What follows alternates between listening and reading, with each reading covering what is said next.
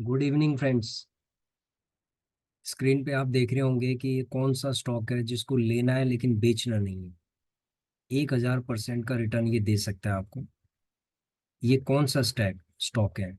देखिए, किसी भी स्टॉक के बारे में सबसे पहले जानकारी हासिल करना बहुत जरूरी है कि वो स्टॉक भविष्य में आपको क्या रिटर्न दे सकता है।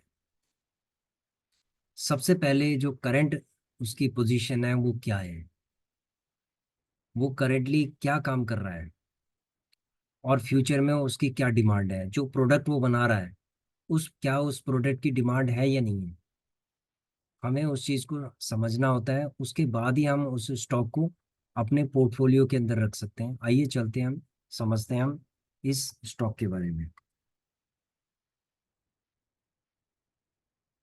इस स्टॉक का नाम है NTPC, national thermal power corporation limited. ये भारत सरकार का एक उपक्रम है, और इसका जो मेन पर्पज है वो है पावर को बेचना। ठीक है, जो बिजली होती है उसको प्रोड्यूस करना और उसको बेचना। तो आप ये समझ सकते हैं कि पूरे दुनिया के अंदर जो इलेक्ट्रॉनिक्स जो इक्विपमेंट्स हैं, जैसे जैसे सपोज हो गया लैपटॉप, हो गया मोबाइल्स, हो गए अदर एसेसरीज हो गई है। ठीक है, ये जो इलेक्ट्रॉनिक्स डिवाइसेस हैं, इनका कितना प्रोडक्शन हो रहा है, कितना कंज्यूप्शन कंजप्शन हो रहा है। अगर इनका कंजप्शन हो रहा है तो इनको चलाने के लिए किस चीज़ की जरूरत है? इनको चलाने के लिए आपको पावर की जरूरत है। और वो पावर कहाँ से मिलेगी? वो पावर यही कंपनियां हैं जो पावर को प्रोड्यूस करेंगी और सप्लाई देंगी। तो अगर डिमांड इतनी ज़्यादा है तो सप्लाई भी तो ये बढ़ाएंगे ना अपनी।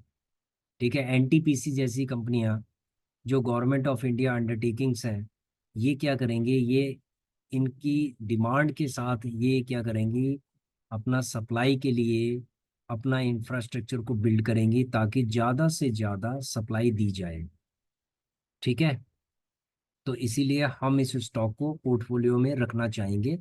तो पोर्टफोलियो में रखने से पहले हम उसके बारे में स्टडी करते हैं, और उसके बाद उसको हम पोर्टफोलियो में रखते हैं।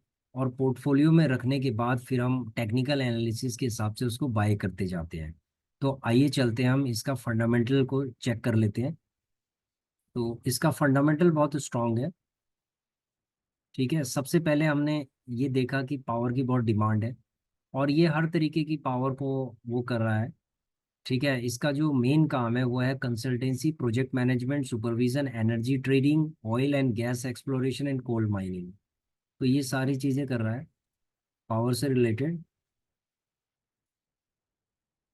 91% ये पावर को जनरेट करता है, और 9% ये अदर टास्क करता है, जैसे कंसल्टेंसी करना, प्रोजेक्ट मैनेजमेंट करना, एनर्जी ट्रेडिंग करना, ठीक है, कोल माइनिंग वगैरह करना। तो ये पावर जनरेशन में ज़्यादा इसका फोकस है। उसके बाद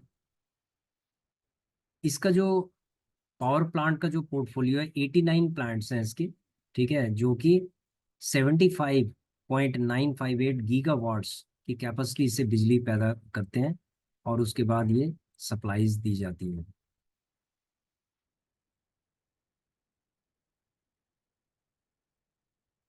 ठीक है, एक और इम्पॉर्टेंट एस्पेक्ट है जो हम आपको बताना चाहते हैं इसके अंदर, कि इसका जो जॉइंट वेंचर है वो आईओसी यानी इंडियन ऑयल कॉरपोरेशन के साथ भी इसका जॉइंट वेंचर है।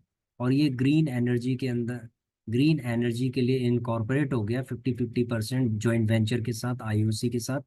और जिसका नाम है Indian oil NTPC green energy private limited. ठीक है, जो कि 2 जून 2023 को आ, इसका एमओयू हुआ था, to develop renewable energy based on power projects 650 megawatt की बिजली पैदा करने के लिए।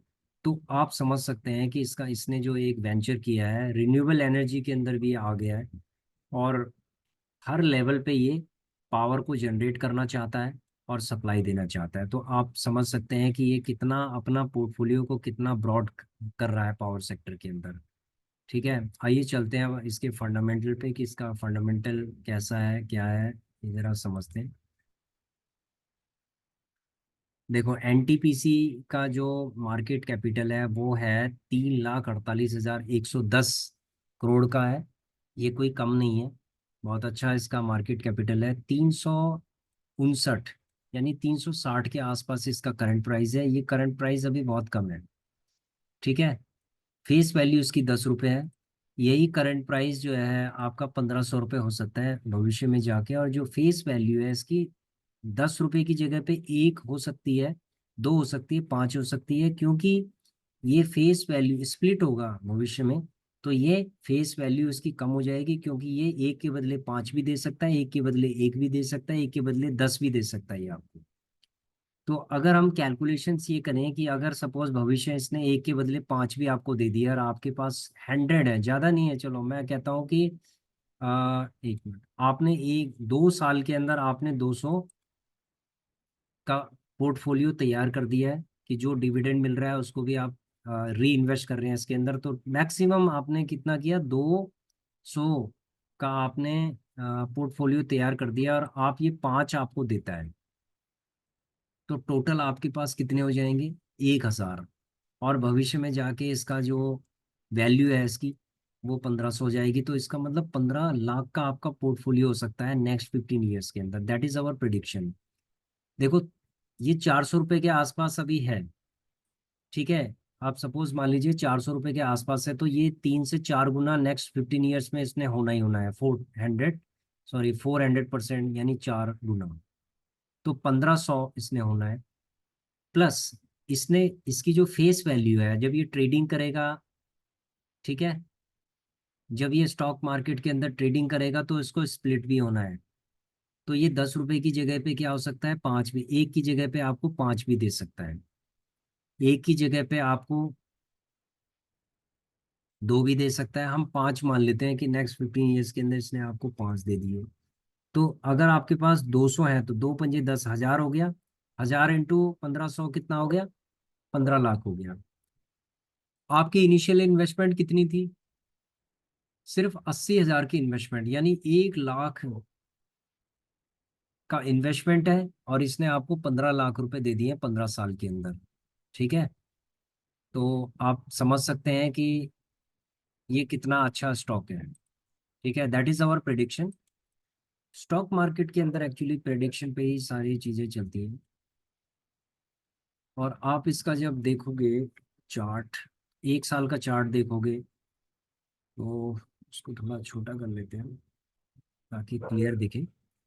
अब देखो, ये जो चार्ट दिखाई दे रहा है आपको, ये 175 रुपये से स्टार्ट हुआ था, और ये देखो 1 साल में कितना ये ग्रो करने लग किया इसने। 3 साल का अगर हम देखें तो देखो ये 111 रुपये का था, उसके बाद ये धीरे धीरे करके इसकी ग्रोथ हुई है, ठीक है। नेक्स्ट 5 ईयर्स का अगर हम देखें तो ये 79-80 रुपीज़ के आसपास था ये, और ये इसने कितना ग्रोथ दिया। तो नेक्स्ट 5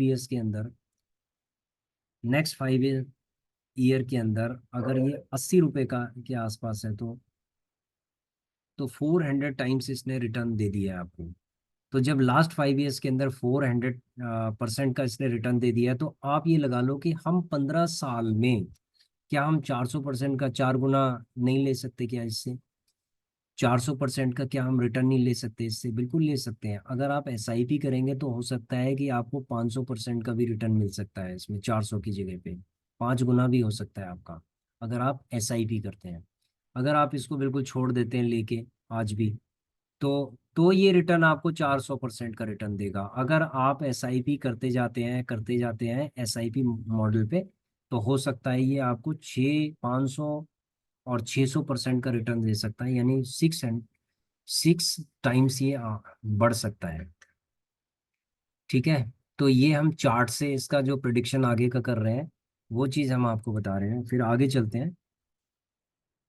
कंपनी बहुत अच्छी है, इसका डिविडेंड पे आउट बहुत अच्छा है, 39.5% का इसका डिविडेंड पे आउट है। तो इसका मतलब है डिविडेंड भी दे रही है। तो जो डिविडेंड आपको देगी उसको भी आप री इन्वेस्ट कर सकते हो। और अभी स्टॉक, आप ये मान लीजिए कि स्टॉक ये बहुत ही सस्ता स्टॉक है, बहुत ही सस्ता स्टॉक है। जो इसके कॉम्पिटिटर्स हैं वो सारे इससे ज़्यादा ही हैं, ठीक है। इससे लगभग ज़्यादा है, देखो अडानी पावर है, टाटा पावर है, जो कि इससे ज़्यादा ही है। और ये डिविडेंड भी आपको देता जाएगा, डिविडेंड री इन्वेस्ट करो। उसके बाद आपकी जो क्वांटिटी है स्टॉक्स की वो बढ़ती जाएगी। ठीक है, कोई भी आपको इस चार्ट में ये क्वार्टरली जो रिजल्ट्स हैं कोई भी आपको नेगेटिव नज़र नहीं आ रहा होगा। और ये सेल्स आप देख रहे होंगे कि किस तरीके से ग्रोथ कर रही है। आप देखिए सेल्स भी ग्रोथ कर रही है। ठीक है, इसका जो नेट प्रॉफिट है वो भी ग्रो कर रहा है। आप देखिए चार्ट में, ये आप देखेंगे नेट प्रॉफिट, आप देखेंगे ये भी ग्रो कर रहा है। उसके बाद आप चलते हैं प्रॉफिट एंड लॉस के अंदर भी, आप देखेंगे कि देखो ये पूरा ग्रो कर रहा है ये। ठीक है, एक ट्रेंडिंग ग्रोथ है इसकी।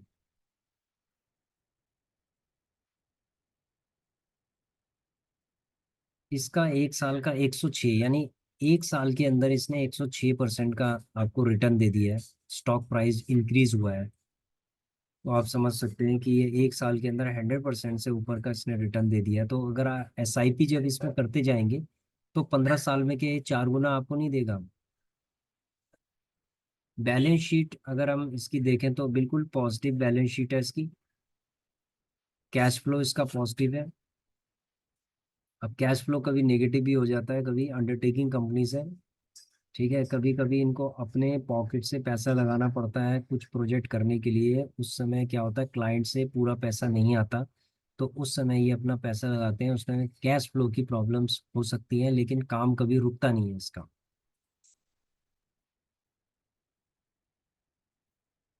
ठीक है, शेयर होल्डर अगर हम पैटर्न्स की बात करें तो इसमें प्रोमोटर्स हैं 51% का इसमें अ, है। उसके बाद गवर्नमेंट के जो इसके अंदर है वो बहुत ही कम है।